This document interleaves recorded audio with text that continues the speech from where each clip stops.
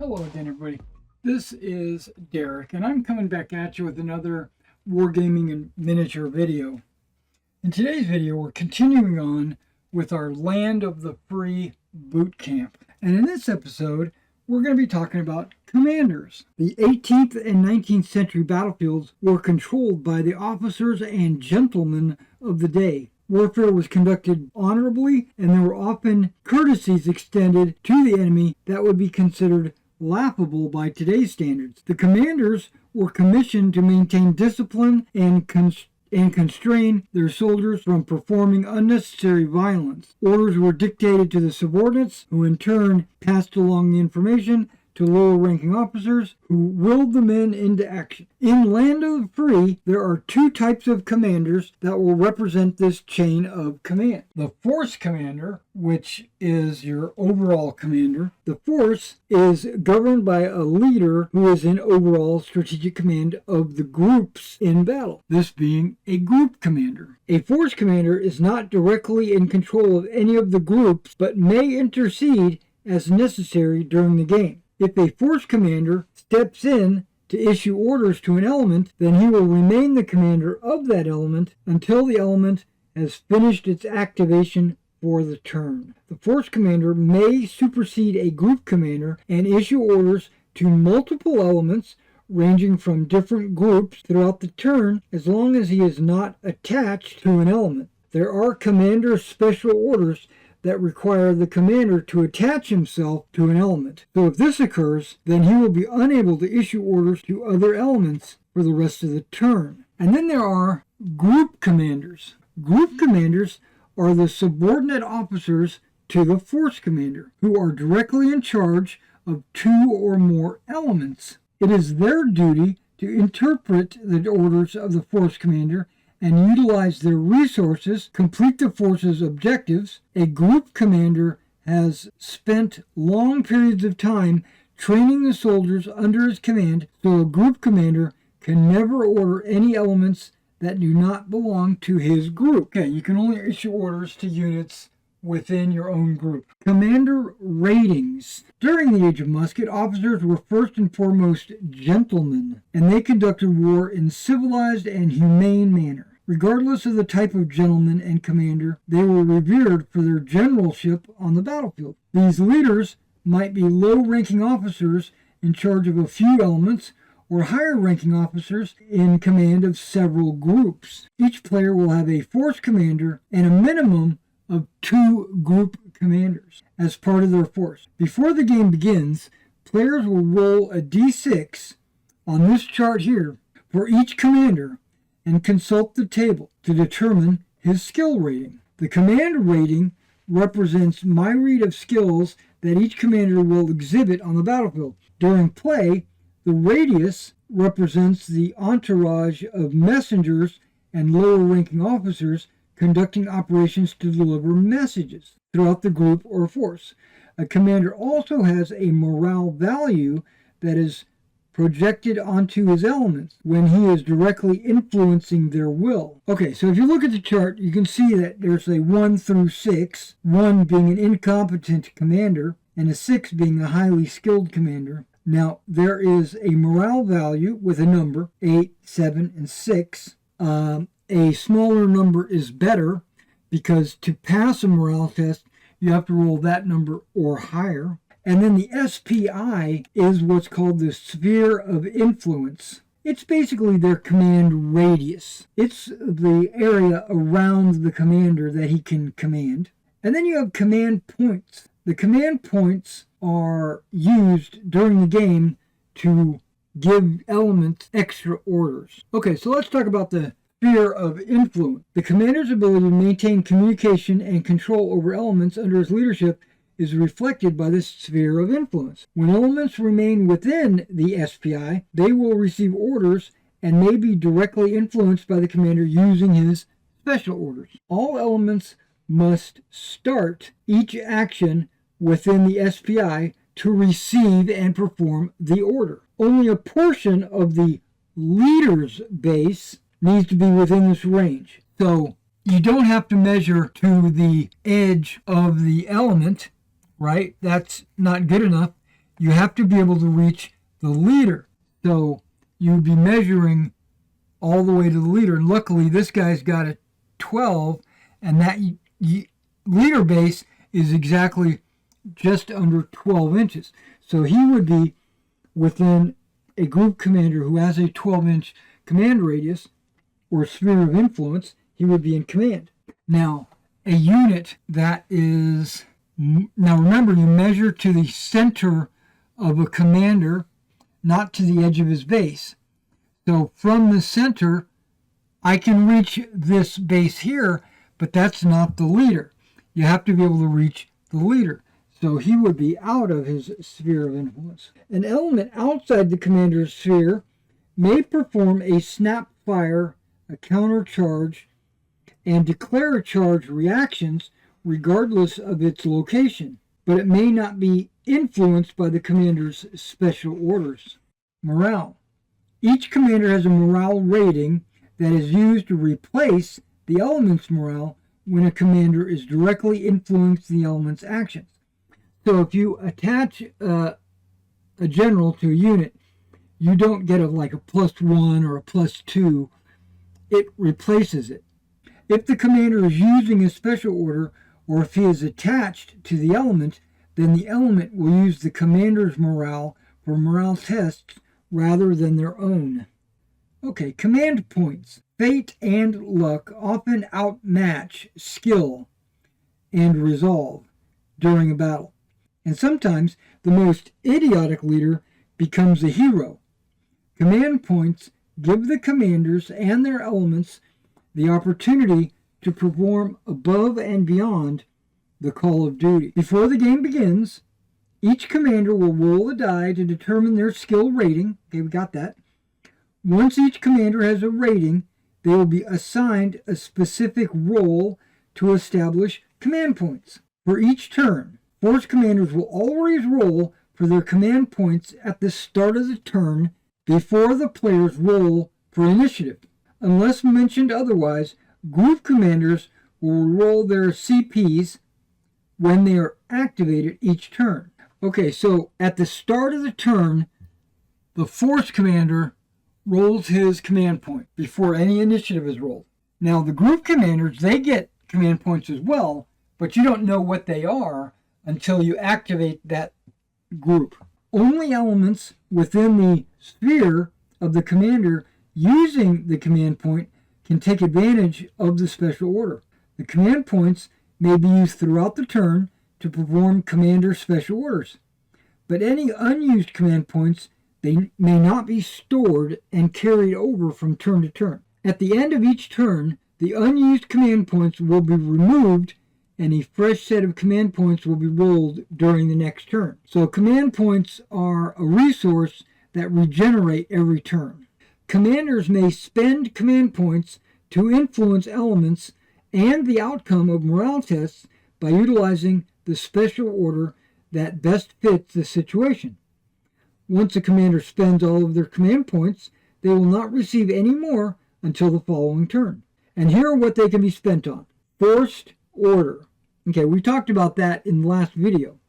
Once an element has spent all of their maneuver or combat orders, the group or force commander who is issuing the orders may push the element further. An element may perform an additional maneuver or combat order above and beyond their normal allowance if the commander spends one command point and the element passes a morale test. Once it's spent, the player will announce which type of order the element is attempting to receive and then make a morale test using the commander's morale and applying any relevant morale modifiers. The unit has to roll the morale test, but it doesn't use its own morale, it uses the commander's morale. Success means the order is initiated, and failure means the element is too tired and not motivated by the commander and does not receive the order.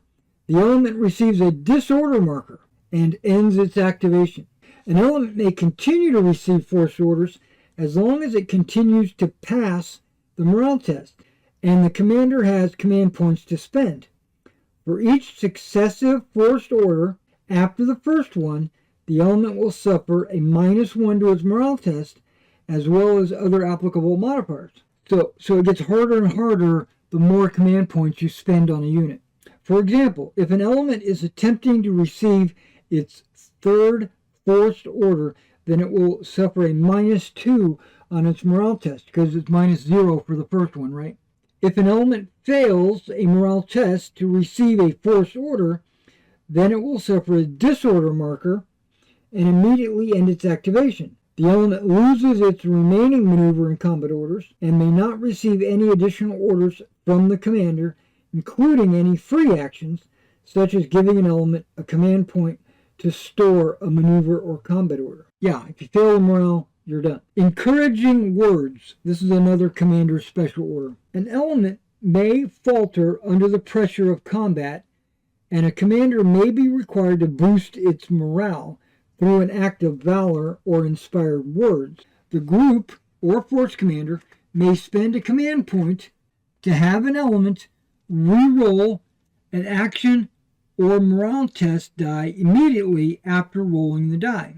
The re-rolled die stands even if the result is worse. Players may not use encouraging words to re-roll a re-roll. The commander issuing the command point must attach himself to the element as soon as the command point is spent, and will remain with the element until the next time it is activated.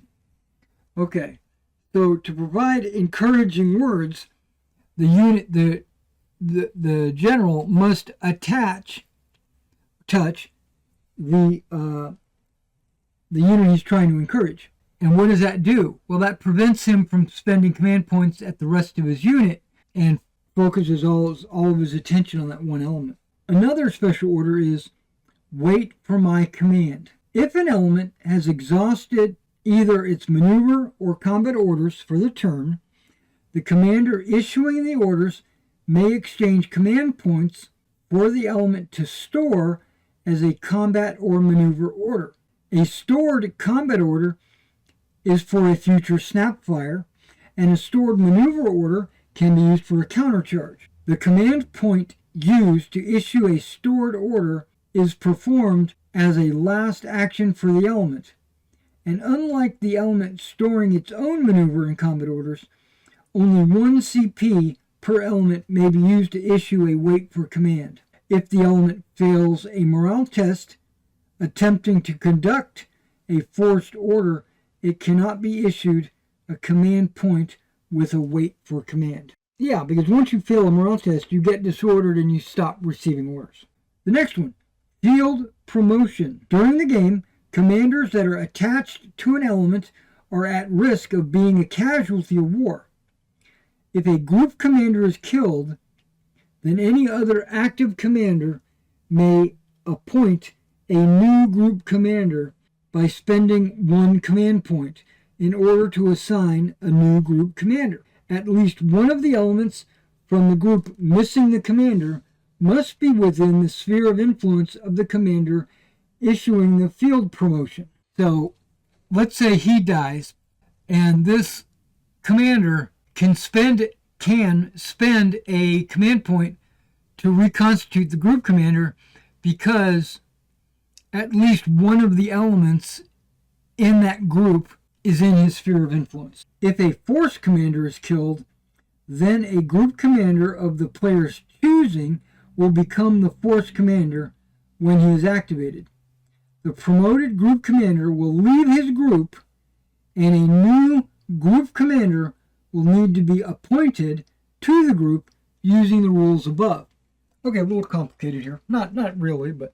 Okay, so let's say he's a group commander. He's got his group, and this guy was attached, because that's the only way he can really die, and then he gets killed. Boom, dead. On the next turn, when this unit is activated, he says, I'm going to become the new group commander. So I'm just going to replace him with the group commander model. So you know he's a force commander. And then he has command points. He can spend 1 to create a new group commander.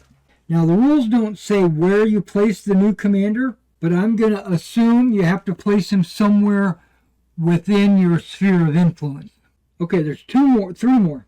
There's inspirational charge. A commander issuing the orders to an active element may announce an inspirational charge rather than a normal charge. The commander will spend a command point, attach himself to the element, and remain with the element until the next time it is activated.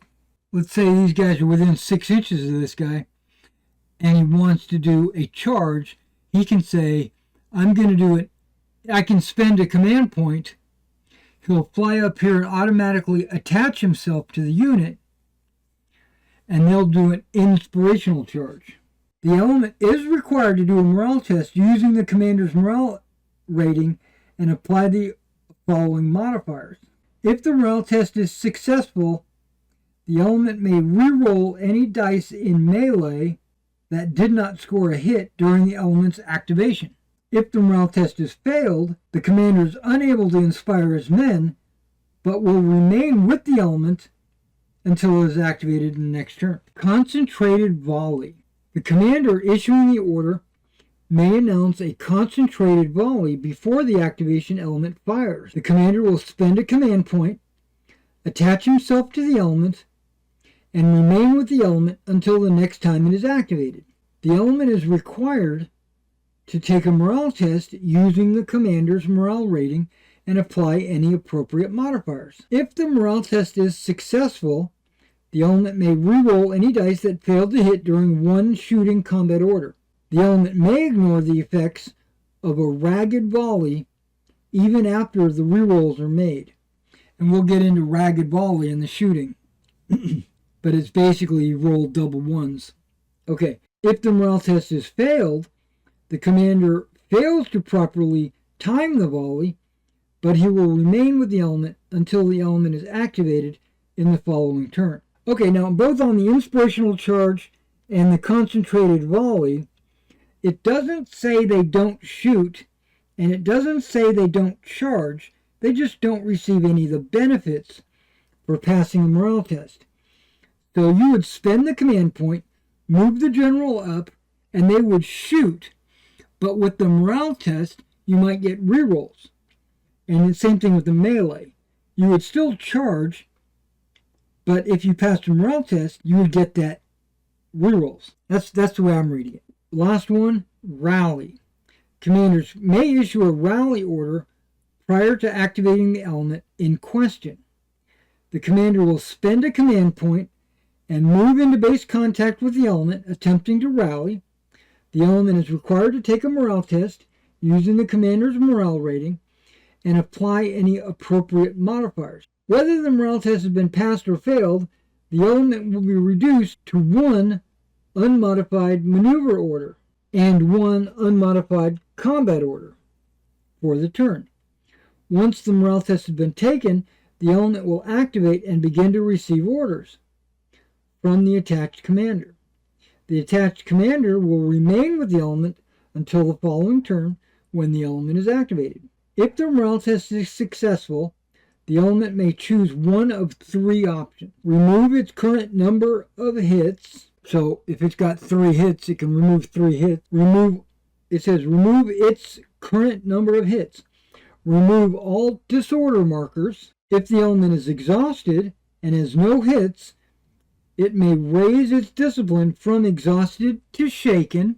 Okay, you'll notice it doesn't say you can move from shaken to fit. If the morale test has failed, the commander was unable to boost their spirits, there is no negative effect, but will remain with the element until it is activated in the following turn. So it seems like all of these actions require a morale test for them to be successful, but you still get to do, you can still get to perform the action just without the bonuses. Attached and unattached commanders. When a commander attaches himself to an element, he is placed directly behind the leader of the element. The commander will remain behind the leader during any orders the element performs, unless the element is withdrawing in route step, in which case the commander is placed in front of the leader. The commander is also restricted in the duties he can perform because his full attention is directed towards the element he is attached to. The commander must remain with the element until the next activation, which will often be in the following turn. While attached to an element, his command points can only influence the element he is attached to. Once the element is activated, the player will move the commander's base 1 inch directly away from the leader to show that he is no longer attached. So basically, if he's attached here, and then that unit is activated, you just go, boop, okay, I'm no longer attached. It's like a free detachment. Okay, commander as casualties. When a commander is attached to an element, there is a risk of him being killed either by shooting or in melee. If an element with an attached commander suffers any hits by shooting or melee, then the opposing player will roll 2 dice plus 1 for every hit if the die and suffered that turn. If the die and modifiers added together equal 11 or more, then the officer is hit and removed as a casualty. Okay, 2 dice plus the number of hits, so more hits give you a better chance of killing the general. Element regrouping. Players may come across situations when they lose a group commander and because of the positioning of the other commanders will have a group without a commander for a turn or two. These elements are considered to be outside the commander's sphere of influence because he's dead, so their actions are limited. But the loss of the group commander will allow these elements to regroup. Elements forced into this situation will feel abandoned and confused and will attempt to reorganize themselves towards the nearest ranking officer. So let's say he's way over there and he was attached to this element there, and then they killed this, boom. Now they're without a group commander, so they can try regrouping, but by doing that, they have to move towards the ranking officer. When the group is activated, the player must issue orders to the elements only in an attempt to bring them into the sphere of influence of another commander as soon as possible. Okay, in this case, it's not going to be a problem because he's within 12, no problem. But if he was further away, maybe over there, and he's more than 12, or whatever his sphere of influence is, he has to use his orders to move into his sphere of influence. Players will activate an element and remove as many disorders as possible, if applicable, before withdrawing in an attempt to move within the sphere of influence. Because remember, if you've got multiple disorders on you, you have to spend your maneuver orders to remove those disorders. The owning player may determine what type of maneuvers are required to move the element, but all maneuvers must be spent attempting to get within the sphere of influence of the commander. Each element in a group must perform these procedures to represent the group faltering from the loss of their commander, and the elements may not move closer to the enemy during their regroup. Placing new group commanders. Okay, here we go. The commander who received the field promotion is placed anywhere within the sphere of influence of the commander appointing the new officer. Okay, exactly what I thought. And in base contact with any element from the group missing the commander. Okay, so he has to be placed base to base when you reconstitute them, and the reason why is he's probably telling this leader, this officer, you're now the new group commander. Boom, and then he appears right here. Okay, the newly appointed commander will immediately roll his rating, suffering a -1 to the roll. A roll of 1 will still remain a 1. Command points will not be rolled until the group's next activation. Placing new force commanders. If the force commander is killed, the force will continue to fight until a new force commander is assigned. If the force does not have a force commander at the start of its turn, then his command points cannot be added to the initiative roll. Right, because he's dead. The player may elect to wait until the appropriate group commander is activated before a new force commander is promoted. The chosen group commander will spend a command point and simply announce that the active group commander will become the new force commander. This will leave the group leaderless, so either the new force commander may issue orders to the elements acting as the commander, or he may spend another command point to assign a group commander using the field promotion. So he could do both at the same time, basically. Okay, so let's say this group has a group commander. This force commander was attached. He got killed. Bank. Okay. When it's his turn, he spends a command point to become the new force commander, right? And then he can spend another command point to assign a new group commander. Commander movement. Once all the elements within a group have completed their orders, the group commander may be moved, starting with the player who won the initiative for the turn. The force commanders are moved after all elements and group commanders have moved. If one side has more groups than the other, the player will wait until all the groups have been issued orders prior to moving his force commanders. Each commander's movement rate is equal to their sphere of influence, regardless of what type of miniature you use. So you can have a foot commander or a horse commander, doesn't matter. It's the sphere of influence. That's how far you move.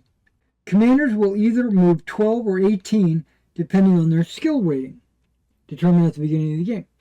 The movement is unhindered by terrain and friendly elements, but the commander cannot be placed in impassable terrain or elements in base-to-base contact with the enemy, or move within an enemy's threat zone and become the closest stand to the enemy. Okay, you can move through a threat zone as long as you are not the closest stand to the enemy. Commanders within an enemy's element's threat zone may not be the closest stand to the enemy element. The risk becomes too great, even for an ambitious commander, to move too far out in front of his troops that close to enemy fire. If there is a circumstance when an element moves and comes into contact with the commander will move using the shortest route so the commander does not occupy the same space of the element. Yeah, so commanders will just move out of their way. Commanders contacted by enemy elements. If the enemy element moves into contact with the commander, not attached to a friendly element, the commander must immediately attach itself to the closest element within a sphere of influence. If the commander is a group commander, then he must attach himself to an element within his group. The commander must remain in contact with the element until the element is activated. If for some reason there are no elements within the commander's sphere of influence, then the commander is captured and removed from play. Yeah, so don't get close assaulted by an element unless you've got friendly elements within your sphere of influence, which I don't anticipate that happening very often because most players are going to keep their group commanders with their elements. Commanders attached to elements that are removed from play. If a commander is attached to an element that is removed from play, then the commander is also considered a casualty. Elements may be removed from play because they are shattered and are forced to withdraw off the table. Okay, that's one of the fit levels, right? Or morale levels. You got fit, shaken, exhausted, and then shattered. And when an element is shattered, you just pick the unit up. You don't actually like route them back 6 inches or nothing like that. You just pick them up. If a general is attached to an element that you pick up, he is also picked up. He doesn't stay behind. Okay, this is one page remaining. We're going to jump to the next chart, which is the game turn. The start of the game. 1. Both players roll for all their commander ratings and record the results on the force list roster or by placing tokens next to their associated commanders. I think it would be better to have an army list on paper and you could just write it down. That way it won't have to be on the table. It could be off the table. Players will set up their forces using the scenario rules. Elements deployed on table must set up within their group commander's sphere of influence. Both players roll their force commander's CPs, because at the start of each turn, the force commander rolls at the very beginning. And then both players roll a d6, add their force commander's CPs, and add +1 if you have more scout elements. This will determine initiative. Now, these CPs are not spent or exhausted during the initiative roll, but the value is merely reflecting the commander's ability to recognize and seize opportunities. The player with the highest result will determine which side will take the first initiative, become the active player. So you don't, just because you won the initiative, you don't have to go first. The active player will select a group to activate and roll for that group commander's CPs, because you roll it at the time that it's activated. The active player will select an element within that group to activate and announce their group commander or force commander will issue the orders. This is important because only the commander issuing the orders can influence the active element by using command points. And if you don't mention it, it winds up being the group commander. That's the default. The active player will perform any and all actions or orders with the element, including the use of commander points, checking the commander's sphere of influence before each order is given, because you can start within the sphere, and if you're given a movement order, you might move outside of the sphere. If you move outside the sphere, you can't receive any more orders. Once the element's orders are complete, the active player will move on to another element within the same group, announcing which commander is issuing the order, and you do everything over again. The active player will continue to issue orders for each element within the assigned group until all elements have been activated or choose not to receive any orders. Once the group has completed its orders, the active player will move the active group commander using his sphere of influence as his movement value. Then the active player will pass the initiative to the inactive player. So you go, I move a group, you move a group. I move a group, you move a group. The players switch titles with the inactive player becoming the active player and the active player becoming the inactive player. This process will continue alternatingly between players, with each side ordering one group of elements until every group has the opportunity to perform actions. If one side finishes activating groups before the other, maybe he's only got 2 groups, he will simply wait until the other side finishes moving all of his groups. Once all the group commanders and elements have had a chance to perform their orders, starting with the player who won the first initiative, they will both move their force commanders. That's pretty straightforward. So you start the turn rolling command points for your force commander, and then based on your command points, 1d6, and if you have more scout elements, like there are certain elements that have the scout ability, you just add them up, and if you've got more, you get a +1. You roll that, you win initiative. But once you've determined initiative, you decide to either move first or second. The group that is active chooses a group, moves every element within that group one at a time until it's finished. So if I pick this element, I will move and shoot and do whatever with that element, and then it'll be done. Then I'll move and shoot whatever with this guy, he'll be done. I won't move and shoot with these guys because they're outside the sphere of influence. So I'll move and shoot with these guys, move and shoot with these guys. And then once I'm done, I'll move my group commander within the sphere of influence, maybe shifting over a little bit to get the cannons back in command. And then I will pass my turn over to my opponent, and he will activate his units, his groups, and go along and go back and forth, group, group, group, group. Once everybody's moved all their groups, moved all their group commanders, the person who won the initiative at the beginning will move his force commander to position him in a better position, and then that's the end of the turn. You go on to the next turn. Alright guys, that was Commanders and the game turn.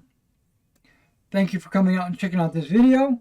If you haven't watched the first couple of videos, be sure to watch those.